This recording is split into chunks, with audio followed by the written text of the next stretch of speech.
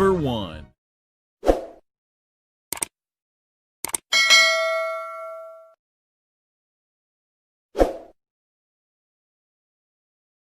Number 2.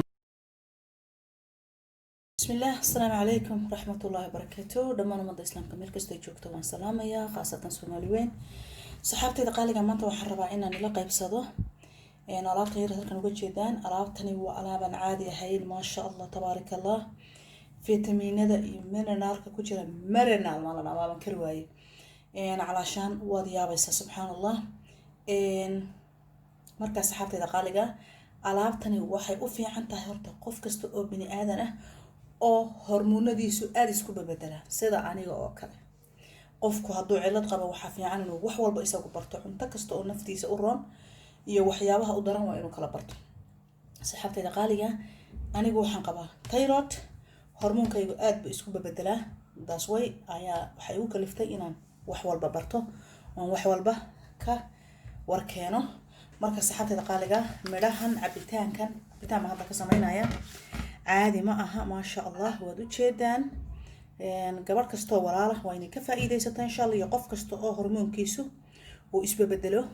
hormoonku ma aha oon ii sheegin noocyo badan uu leeyahay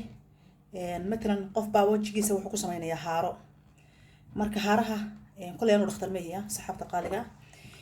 waxa laga yaabaa inay tahay waxyaabo ama ka imaaday skinka jirkiisa ama ka imaaday gudaha calooshiisa iyo hormoonka ay maxay daan calaashaan waxba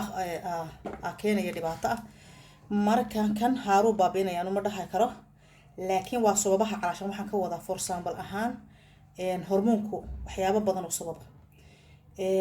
مثلا بروينka makaanka ka soo baxo kale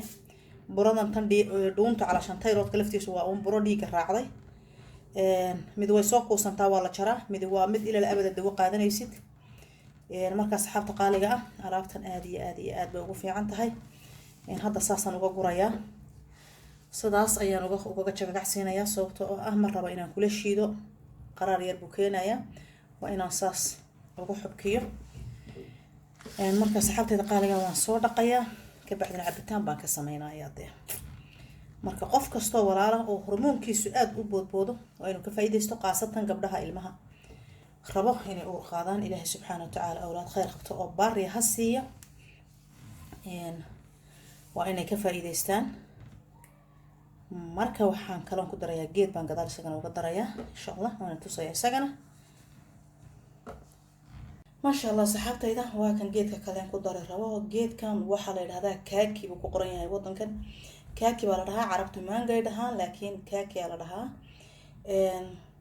laakiin maangayna waxaan dhahnaa waan ognahay saxaabta qaaliga marka kan geedkan waa ma sha Allah isagana calaashan qofka rabo inuu saacateeyo miisaanka aad u dhibaa saasay tahay waa macaan maxaa la dhahay kansarka madhiciraha ku dhaco ilaahay naguma keeno intuu ku keeno rabbi ka badbaadiyo uu ka hortagaa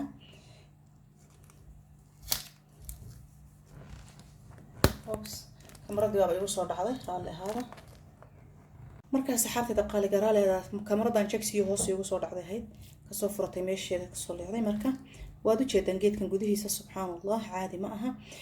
waxaan kaloon hadda ka sameynayaa qayb maaska ah insha Allah waan tusayaa inta aging-ka wajiga subxaanallah dadka irbadaha iyo ismudmuda kareemada iyo waxaas oo dhan alaabtan caadi ma aha waana geed madaawada iscaatayska wax walba fitamiinka borotiinka mineralka ku jiro ilaahay baa qiyaasi karo marka hadda cabitaanka inoo soo shiidaya saxaabtayda cabitaankii waa kan waan soo shiitay maxaan seek rabaa inaan maanta ku qadeeyo waqti qadaan jooga halkan waxaan ku soo shubtay chai seed maanta digir iyo ansalaati iyo waan ka soo daalay waxaan rabaa waxyaabaha maanta u fiican shilta qoys ama thyroid ama qudda sida rabto qoor maxay heedaanay ii sheegay burada dhiiga raacda af Soomaaliga waxa rabta ku dhig maanta waxyaabaha cuntooyinka u fiican ayaan rabaa inaan cuno saxaabtayda qaaliga halkan chai seed baan ku shubtay halkana waad u jeedaan waxaan ku haysto saxaabtayda qaaliga waa qamadi oo ku dhex jiro fruit waad u jeedaan magaciisa saxaabtayda qaaliga waa mishaari caadi ah oo fruit ku jiro qofkii rabo oo caadiga xataa aan qabin xanuunkaas wuxuu sameyn karaa wuu ku quraacan karaa wuu ku cashayn karaa oo rabo inuu dhexdiisu okay u ahaato dadka aan caloosha rabin intaasaan ku shubtay iguna filan igana badan waliba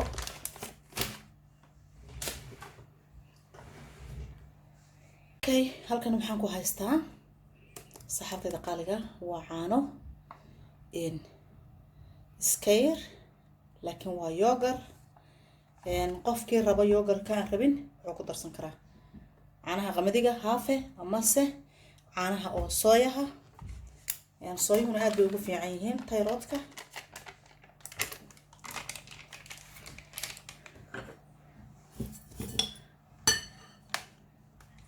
hadda waxaan ku darsanayaa yogurtkayga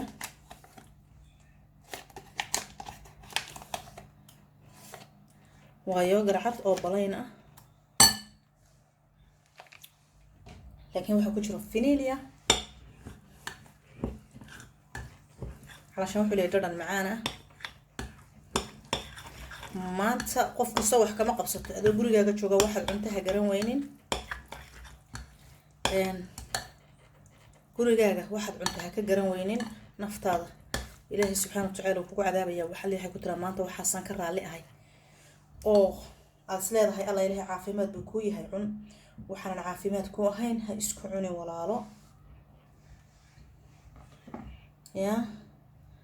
waxaan tani kuugu jirin murahan ku soo korsho shubay marba in video si bato bismillaah ma sha Allah asxaabtayda qaaliga wada jeedaan qofkii rabo oo sida saxda ah qoreex okay weeyaan qaasatan ma qofkii rabo inuu ku casheeyo chaysiirku ka deysan kara sababtoo chaysiirku caloosha uu fuuriya ma gaajoonaysid maadaama habeenkii seexanaysid waxaan ku dhihi lahaa chaysiir ha cunin cashaha ka dhigin hadad ka dhiganaysidna chaysiirka ka reeb laakiin qoreecay alaabtan waxay ku tahay perfect laakiin maanta anigu inaan ku qadeeyo bay qabsatay ma jirto ayadana ma sha Allah cabitaankayga waa kaas waa alaab maanta qaybta hormoonka dhako ah walaalahay haddii idin cajibiyo video like-ta iyo share-ta iyo subscribe-ka iyo asxaabta kale dad waxa laga yaabaa inay intanba ay heli karaan ay guryahooda taalo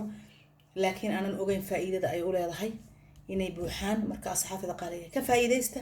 walaalaheena kalena iyo ummadeena kale muslimka ee Soomaaliyeedna uga sii faa'iideey ilaan Soomaaliland afgaranay Sooma luqadan ku hadlayno wixii in fahmayo baa fahmayo waxaan ka hadlay taas way u sii shaar gareeyay walaalahay meel kasta joogto waxaan ilaahay rabbi idin ku xiftiyo assalamu alaykum wa rahmatullahi wa barakaatuh